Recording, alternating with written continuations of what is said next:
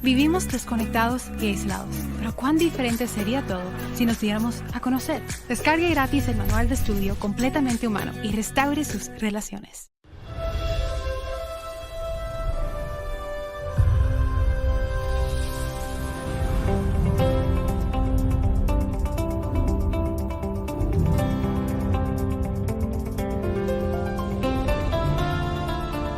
En contacto con el Dr. Charles Stanley, celebra 45 años de la fidelidad de Dios. Hoy en el programa En Contacto, ¿cómo adquirir sabiduría? Bueno, pasamos de la era agrícola a la era industrial y ahora a la era de la información. Tenemos tanta información que no sabemos manejarla. Una es buena, otra no tan buena, pero hay bastante. De hecho, si quiere averiguar cualquier cosa sobre alguien, busca en la computadora y encontrará dónde viven y cómo es su casa. En efecto, sabrá más sobre las personas de lo que ellas quieren que usted sepa. Ya no hay secretos, no hay privacidad. Vivimos en una era alocada y confusa. Tanta información. Pero falta algo.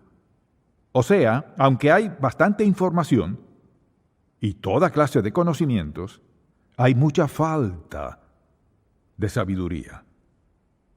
Parece que no tenemos la sabiduría necesaria para manejar esos conocimientos. Mire dónde estamos como nación, mire dónde estamos como individuos. Aunque muchos se jactan de su conocimiento, su educación, sus títulos, pero son insensatos en su manera de vivir. ¿Se considera usted una persona sabia? O diría, soy sabio en algunas cosas y en otras no tanto. La sabiduría es muy importante. Y en este mensaje quiero que vea no solo lo importante que es, sino cómo adquirir sabiduría. Porque muchos versos de la Biblia nos instan a ser sabios, pero no muchos nos instan a informarnos tanto sobre las cosas. Una persona puede ser muy educada y volver su vida un desastre, muy famosa y volver su vida un desastre, de gran posición, autoridad y poder y volver su vida un desastre total. ¿Se considera usted una persona sabia? En el libro de Proverbios, Dios nos dice exactamente cómo adquirir sabiduría. Quiero que vaya al capítulo 2, un momento a ver qué dice. Quiero que leamos estos primeros 7 versos del capítulo 2 de Proverbios. Dice, hijo mío, si recibieres mis palabras y mis mandamientos guardares dentro de ti, haciendo estar atento tu oído a la sabiduría, si inclinares tu corazón a la prudencia, si clamares a la inteligencia y a la prudencia dieres tu voz, si como la plata la buscares y la escudriñares como a tesoros, entonces entenderás el temor de Jehová y hallarás el conocimiento de Dios, porque Jehová da la sabiduría y de su boca viene el conocimiento y la inteligencia. Él provee de sana sabiduría a los rectos, es escudo a los que caminan rectamente. Bien, ¿qué es la sabiduría? El mundo diría que es usar correctamente el conocimiento y la información. Pero la pregunta que queremos contestar es, ¿qué es la sabiduría piadosa? La sabiduría piadosa es la capacidad de ver las cosas desde la perspectiva de Dios y poder responder según los principios bíblicos. La sabiduría piadosa es poder ver las cosas desde la perspectiva de Dios, como Él las ve, y responder a esas cosas en base a los principios bíblicos. Se diferencia mucho de la sabiduría del mundo. Al pensar en eso, nos preguntamos, ¿cómo se vuelve uno sabio? Es un proceso. Es un proceso y a la vez un resultado. Es un proceso porque ser sabio toma tiempo. Es un resultado porque aprendemos y nos volvemos sabios por los resultados que vemos en nuestras decisiones y las decisiones que toman otros. Si le preguntara hoy, ¿se le considera una persona sabia? ¿Qué diría? Podría reflexionar y decir, de vez en cuando tomo buenas decisiones, pero ha tomado la decisión más importante de su vida. ¿Dónde pasará la eternidad? ¿Quién será el guía de su vida? ¿Cómo invertirá su vida? ¿Qué hará con ella? Es decir, hay preguntas que requieren mucho más conocimiento y entendimiento de lo que pueda darle la sabiduría humana. Por lo tanto, para entender los caminos de Dios y ver las cosas desde su punto de vista, ¿cómo adquirimos sabiduría? Así que me gustaría darle varios pasos, y si sigue estos pasos, ciertamente se volverá una persona más sabia. Empecemos con el primero, o sea, adquirimos sabiduría al buscarla. Primer paso, si no quiere ser sabio, no tiene que ser sabio, no tiene que buscar la sabiduría. En cuanto a buscar sabiduría, ¿significa que pienso en ello de vez en cuando? ¿O que leo la Biblia de vez en cuando? ¿O la busco, la deseo diligentemente? O sea, Dios, dame sabiduría. Enséñame a ser una persona sabia. Si entiendo el valor de la sabiduría, la buscaré. Si no entiendo su valor, no la buscaré. Es una gran defensa. O sea, una persona sabia evita muchos tropiezos en la vida porque entiende lo que significa esa palabra. Es tener la perspectiva de Dios en las circunstancias de la vida y responder según sus principios que nos ha dado en su palabra. Así que piense en eso sinceramente. ¿Cuál fue la última vez que pensó en buscar la sabiduría? ¿No recuerda muy bien? ¿O le parece definitiva, firme, muy clara y muy divina? La sabiduría piadosa es su posesión más importante. Aunque tenga todo el oro y las joyas y lo que menciona la Biblia, sin sabiduría cometerá errores terribles. Y podría cometer el error más grave si rechaza insensatamente a Jesucristo, el Hijo de Dios, quien murió en la cruz y pagó por completo su deuda de pecado y le abrió las puertas del cielo eternamente. Morir sin Cristo es la cosa más insensata que puede hacer. Usted dirá, pero a la larga llegaré. No, usted no llegará y le diré por qué. Sin Jesucristo, la palabra de Dios dice que no llegará. Eso dice la palabra de Dios, no es razonamiento humano, es palabra de Dios. Debe decidir si creerá en su palabra o si creerá lo que le dice otro. Debe buscar la sabiduría. Piense en el papel que juega en su vida. Determina si es un éxito o un desastre en todo lo que usted haga. Segundo, también adquirimos sabiduría meditando en la palabra de Dios. Usted dirá, ¿me está diciendo que si leo la palabra de Dios seré sabio? Piense lo que pasa cuando lee la palabra de Dios. Al enfocarse en la palabra de Dios y leerla, sus ojos la ven, sus oídos la oyen, su mente también la percibe, ¿y qué pasa? Se vuelve parte de usted. ¿Qué es la palabra de Dios? Es la mente de Dios escrita en papel. Es la mente de Dios, los caminos de Dios, el propósito y el plan de Dios. Todo está aquí.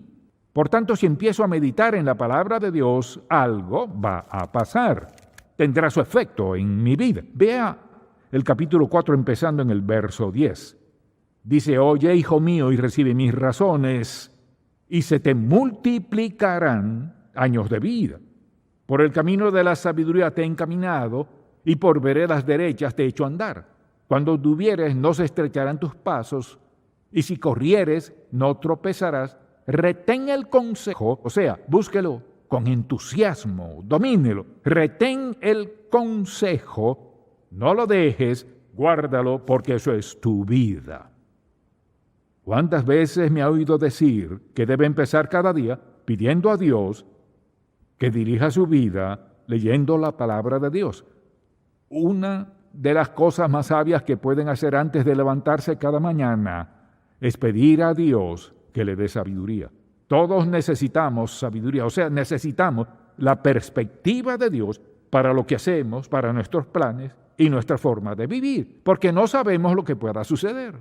Por tanto, si actuamos en base a la sabiduría, Dios nos dirige y nos guía claramente en la vida. Dijo que está dispuesto a darnos sabiduría. Al pensar en eso, considero de dónde viene. Escuche lo que dice la Escritura en el capítulo 5 de Proverbios, verso 1. Hijo mío, está atento a mi sabiduría y a mi inteligencia, inclina tu oído. O sea, fije su atención en la palabra de Dios. Nota lo que dice la definición. Dijimos que la sabiduría piadosa es ¿qué? Tener la perspectiva de Dios. Le pregunto, hay algo en su vida para lo cual no necesite la perspectiva de Dios. Nada. Necesitamos su perspectiva para todo. Escuche, no solo debemos tener su perspectiva, debemos responder a la perspectiva de Dios. ¿Y dónde encuentro la perspectiva de Dios? En la palabra. La tercera forma de tener sabiduría es obedecer los principios bíblicos. Escuche, no basta con tener conocimiento y entendimiento, aunque tenga conocimiento bíblico, pero si no lo pone por obra, si no hace lo que dice desde la perspectiva de Dios, usted no será sabio. La hallamos en la palabra de Dios al obedecer sus principios. Note lo que dijo, provee de sana sabiduría a los rectos. Debemos seguir según los principios. Vaya por favor al capítulo 8, en el capítulo 8 y verso 33, dice, atended el consejo y sed sabios. Vea eso, atended el consejo, o sea, estén atentos al consejo y sed sabios. Y no lo menospreciéis, bienaventurado el varón que me escucha, velando a mis puertas cada día. O sea, al escuchar al Señor hablarnos al corazón en su palabra, al obedecer sus principios y hacer caso a su instrucción, cada vez que usted y yo necesitemos dirección divina para cualquier pregunta de la vida, todo está aquí. Los hombres y las mujeres sabias están en la palabra, escuchan a Dios, obedecen la palabra de Dios y ven las maravillosas consecuencias. No cabe duda que también adquirimos sabiduría al orar. Hay tantos versículos en el libro de Proverbios, sin embargo, no enfatizan la oración. Pero quiero que vaya a Santiago un momento y vea el capítulo 1, porque este es el verso más claro que hay sobre la sabiduría. Dice en el verso 5 de Santiago 1, y si alguno de vosotros tiene falta de sabiduría, pídala a Dios, el cual da a todos abundantemente, no es tacaño, él da abundantemente y sin reproche, o sea, sin echarlo en cara, y le será dada, pero pida con fe. Todo este pasaje se trata de eso. Y adquirimos sabiduría pidiendo. La mayoría de las personas practican esto. ¿Le pediré a Dios sabiduría? No basta solo con pedirla. Vean esto, hay que pedirla, obedecerla y ver las consecuencias, observar las consecuencias. Y si pudiera repetirlo una sola palabra una y otra vez, sería adquirimos sabiduría, no solo adquiriendo conocimiento, sino observando lo que pasa cuando somos obedientes o desobedientes. Y todos los que somos creyentes sabemos que este principio es absoluto y esencial, y no solo esencial, es una ley divina. La sabiduría es un don de Dios y debemos seguirla, buscarla, pedirla, leer la palabra de Dios y pedirle a Dios que nos enseñe en su palabra cómo quiere que hagamos las cosas por su bondad, su amor y su misericordia para nosotros. También adquirimos sabiduría observando cómo obra Dios en el mundo. Por favor, vaya a Proverbios 6. Muchos se saben este verso, o al menos lo han escuchado, porque en el capítulo 6 de Proverbios, verso 6, dice así, ve a la hormiga o perezoso, o sea, holgazán, mira sus caminos y sé sabio, la cual no teniendo capitán ni gobernador ni señor, prepara en el verano su comida y recoge en el tiempo de la siega su mantenimiento. Perezoso, ¿hasta cuándo has de dormir? ¿Cuándo te levantarás de tu sueño? Un poco de sueño, un poco de dormir y cruzar por un poco las manos para reposo. Así vendrá tu necesidad como caminante y tu pobreza como hombre armado. Está diciendo esto. Mira a su alrededor. ¿Cómo hace Dios las cosas en el mundo? No importa cuántos conocimientos tengamos, el asunto es cómo hace Dios las cosas. Y nos da la hormiga como ejemplo. Mire a su alrededor. Hay personas perezosas, por ejemplo, y después se preguntan, ¿quieren culpar a alguien? Por lo general, la gente perezosa quiere culpar a alguien.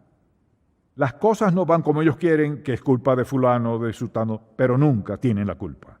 La sabiduría es ver las cosas desde la óptica de Dios. Ahora escucha, dice que está dispuesto a darle y proveerla o lo que sea. Podemos tener sabiduría si la queremos, pero la adquirimos solo pidiéndola. Y no adquirimos sabiduría leyendo la palabra sin prestar atención, sino leyéndola, pidiendo a Dios que nos ayude a ver los resultados de esa acción de esta y de la otra. Así que hablando de cómo Dios obra en el mundo, por ejemplo, observe a sus amigos, a sus compañeros de trabajo. ¿Cómo obra Dios en sus vidas? Mire, de alguna forma, el diablo ha engañado a tantas personas que se creen la excepción a las leyes de Dios. Y le diré por qué. Porque ahora les está yendo muy bien, son saludables, son esto y lo otro, y como tienen todas esas cosas, piensan, ¿sabe qué? Eso será lo que usted cree, pero yo no lo creo. Quiero que entienda esto y lo repito una y otra vez. Usted no puede transgredir los principios, las leyes, la palabra de Dios y escapar las consecuencias devastadoras en la vida de una persona. No puede. Por otra parte, nos volvemos sabios haciendo caso al consejo piadoso. Quiero que esto quede muy claro. Al consultar a un consejero, sean muy, pero muy sabios a quien consultan y no se dejen guiar solo por lo que les dicen. Quiero darles varios pasajes aquí. Vayan al capítulo 12 de Proverbios y leamos el verso 15. Note lo que dice. Proverbios 12:15. Escuche, el camino del necio es derecho en su opinión, mas el que obedece, atención a esto, el que obedece el consejo es sabio, el consejo piadoso. Los que desean conocer los caminos de Dios, las obras de Dios y cómo hace las cosas. Vea lo que dice en el capítulo 13, verso 20.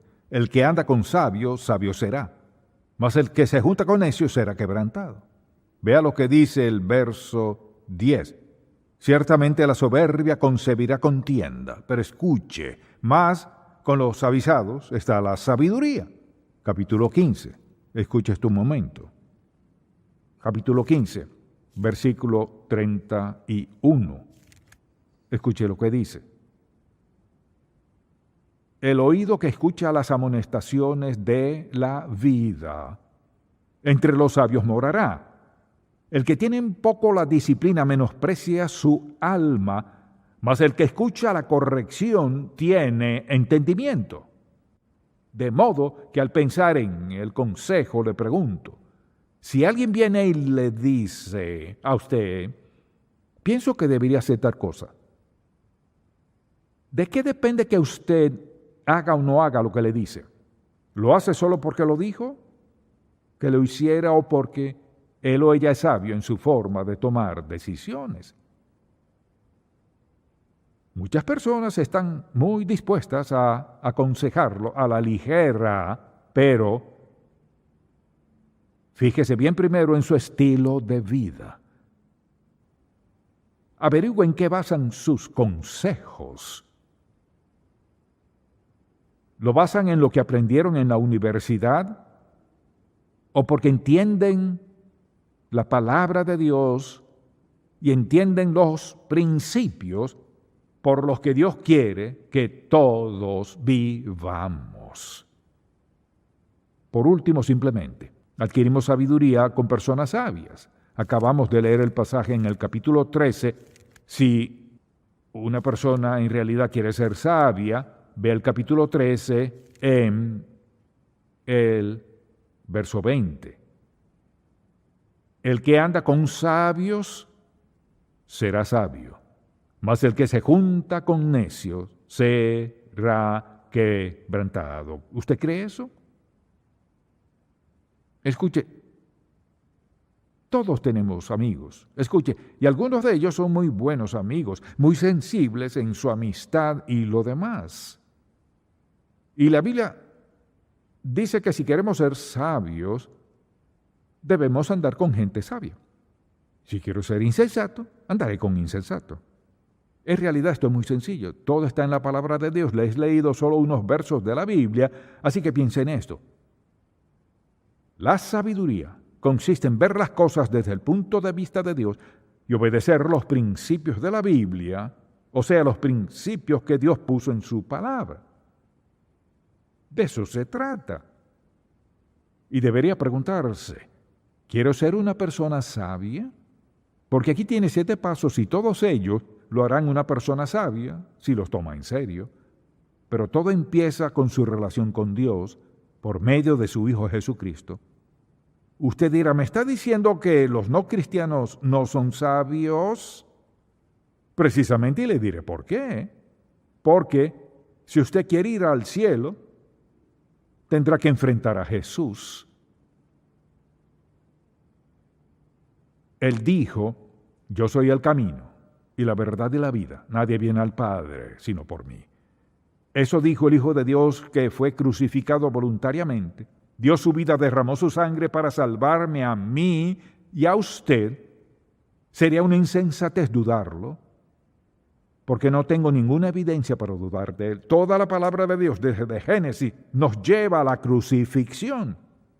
Y todo lo que sigue después es el cumplimiento de las promesas de Dios. Decir que alguien no es cristiano, es sabio, no lo es. Hay consecuencias definitivas, eternas y devastadoras si vivimos sin el Señor. Hazlo ahora, porque el tiempo se acaba. Pues el tiempo sí se acaba, y si lo piensa, por eso debería ser suficientemente sabio para poner su vida en orden y dársela a Jesucristo. Deje que Él lo perdone, lo limpie y le dé un nuevo comienzo. Si es sabio, lo hará. Lo pienso a la luz de lo siguiente. Si quiero ser sabio, debo tomar una decisión.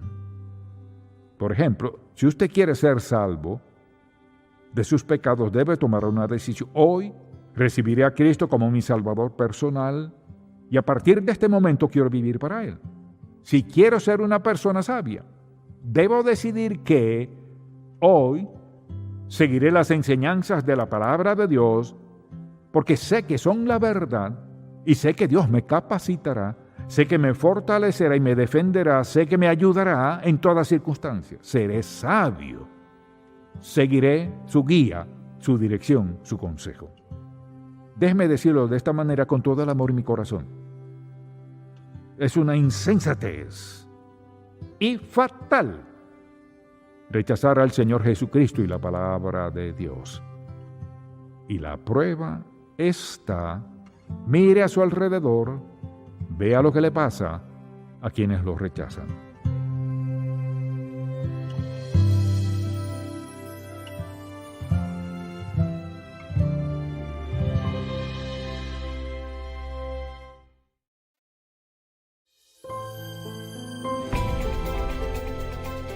Dios nos advierte del pecado y deseo que veamos desde el principio de la Biblia, no hay escape. No podemos escondernos, mucha atención, no podemos escondernos de Dios, quien nos ama. Nos ama tanto que mandó a su Hijo Jesús a morir en la cruz por nuestros pecados. Mire, la verdad es que si tenemos sentido, no querremos escondernos de eso.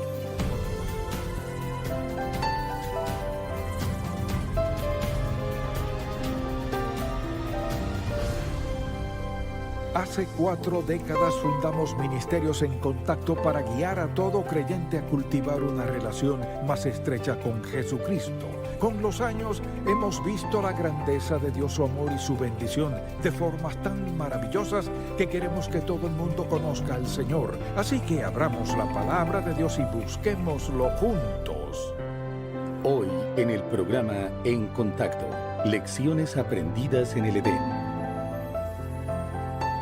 La Biblia es un libro asombroso. Y la razón por la cual Dios nos la dio fue porque quería que supiéramos cómo vivir y que supiéramos quién es Él, por qué lo necesitamos con apremio, cómo confrontar el pecado y cuál es la fuente de gozo, paz y todas las promesas que nos ha dado en su palabra. Y es muy interesante cómo Dios organizó la Biblia.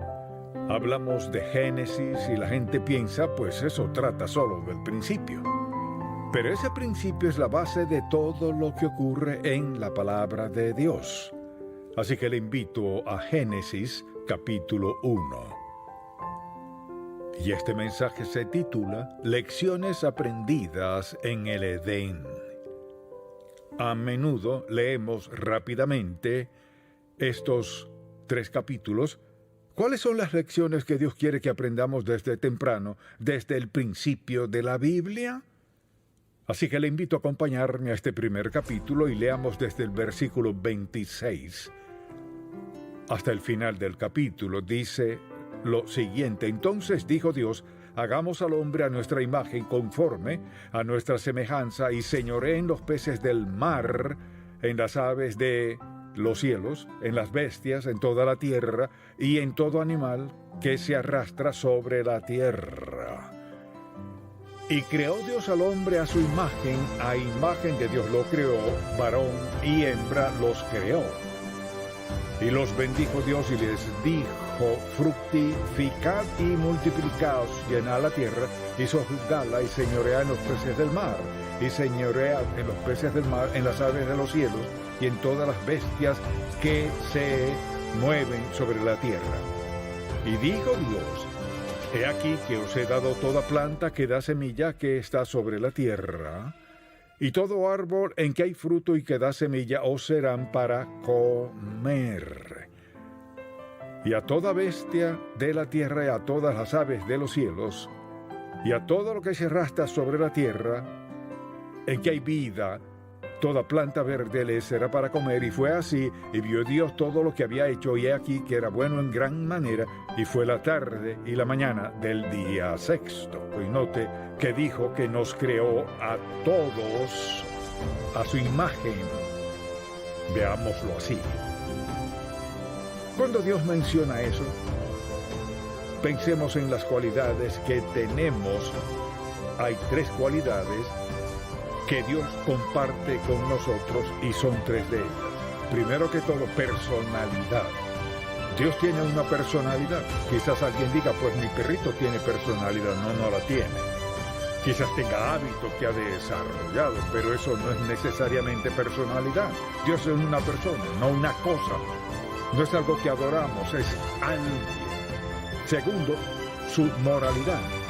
Ningún animal tiene moralidad. Dios nos ha creado con personalidad y moralidad. Sabemos que ciertas cosas son buenas para nosotros y otras no lo son. Y tercero, espiritualidad. Podemos tener relación con Dios. Entonces, al decir hagamos al hombre a nuestra imagen, ¿a quién se refiere? Dios el Padre, Hijo y Espíritu Santo. Creados a imagen de Dios Todopoderoso. Dios Todopoderoso tiene personalidad, moralidad y espiritualidad. Dios resuelve eso desde el principio de su palabra. Somos separados de todo lo demás creado por Dios. La verdad es que las personas somos únicas en la creación de Dios. Pensemos en esto. En todo el mundo no hay dos personas exactamente idénticas. Quizás algunas se parezcan, pero las huellas digitales de cada quien son distintas. O sea, Dios nos creó no solo con su grandioso amor, sino con su indescriptible creatividad, que nos creó a todos diferentes. Ahora, ¿a quién dijo hagamos al hombre a nuestra imagen? Dios Padre, Hijo y Espíritu Santo. Consideremos esto. En el mero principio de las Escrituras, Dios nos dice quién nos creó, cómo es Él, comparado a cómo somos. Pensemos en los animales, aves, bestias, peces, todo lo que Dios creó, pero solo el hombre fue creado a imagen de Dios. Eso nos hace a cada uno especial. Este libro es realmente maravilloso. En los primeros 3 capítulos aprendemos suficientes principios para vivir, guiarnos y poder ser felices todos los días de nuestra vida. Así que quisiera darle varios de esos principios porque son sumamente importantes y Dios desea que los aprendamos. ¿Cuáles son esos principios? ¿Cuáles son las lecciones que Dios quiere que aprendamos desde el principio en estos primeros 3 capítulos? Pensemos en esto. Primero, que Dios nuestro Dios es Dios de amor, creatividad, belleza y generosidad. Eso es suficiente para mí, pienso. Él es un Dios de amor, creatividad, belleza y generosidad. Si observamos la creación, vemos todo lo que Dios ha hecho por nosotros. No tenía que hacerlo, lo creó todo. Lo segundo que deseo que notemos es esto. Dios desea que seamos productivos en nuestra labor. Por ejemplo, dijo en el versículo 15 del segundo capítulo, tomó pues Jehová Dios al hombre a quien había creado, y lo puso en el huerto de Edén para que lo labrara y guardase. Ahora, ¿quiénes no quieren trabajar? Que pueden y no quieren, solo quieren quedarse sentados perdiendo tiempo, dinero, talentos, habilidades y destrezas. Eso es pecado contra Dios. Mire, Dios puso a Adán en el huerto y le dijo, cultívalo y cuídalo. Dios desea que invirtamos nuestra vida en algo útil. Luego, por ejemplo, vemos que dijo algo muy específico aquí.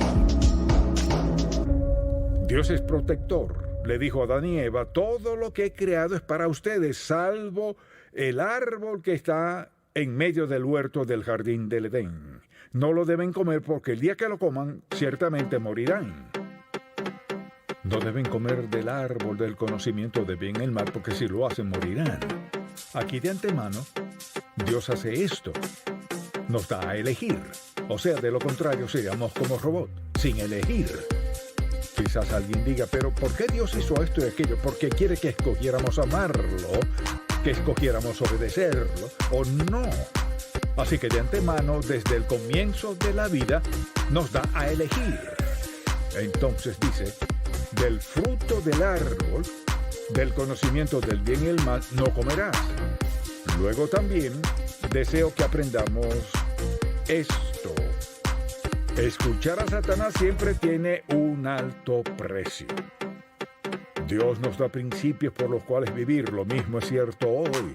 Es costoso escuchar al diablo hoy. Escuchar al diablo le salió caro a la primera pareja. Y deseo que veamos cuánto abarcó Dios en estos primeros 3 capítulos bíblicos.